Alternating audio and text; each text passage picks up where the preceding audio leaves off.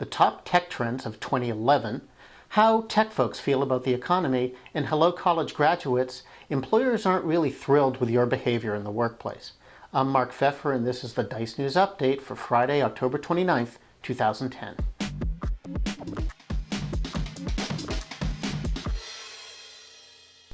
It's always good to look at trends and predictions so you can get an idea of where technology and the business is going. So let's take a peek at what Forrester and Gartner have to say. Forrester's top 5 begins with business intelligence combining with real-time access and agility and self-service. Business rules processing will move to the mainstream, they say. Also, software as a service and cloud platforms are going to become standards.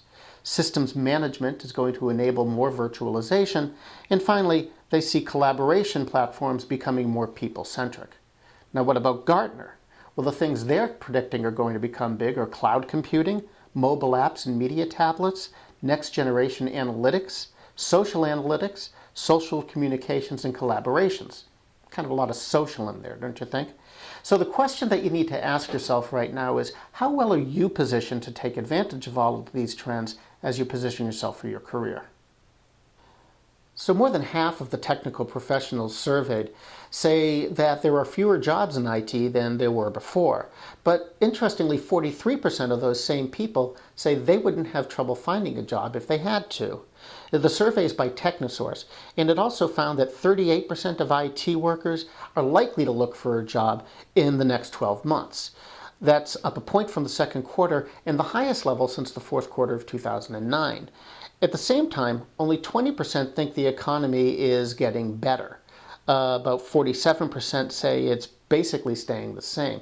None of that's really surprising given all the bad headlines you see lately about the state of the economy.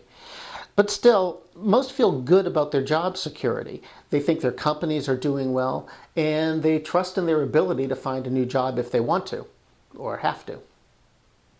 So if you're a new college graduate, you should pay attention to this. Researchers at York College of Pennsylvania say you need to improve your attitude. Why? Because they surveyed a lot of companies and found that most employers think that your level of professionalism in the office could use some improvement. Also, nearly 25% say that your professionalism has decreased since last year. Only 15% say that it's increased. What they really don't like?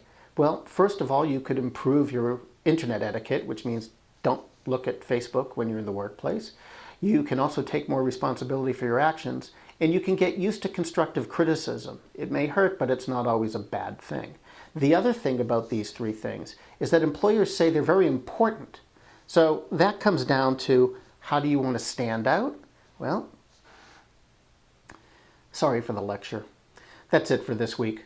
Kat Miller will be back on Wednesday with another edition of DiceTV, and I'll be back on Friday. Until then, I'm Mark Pfeffer, the managing editor of Dice News, and we now return you to your regular desktop.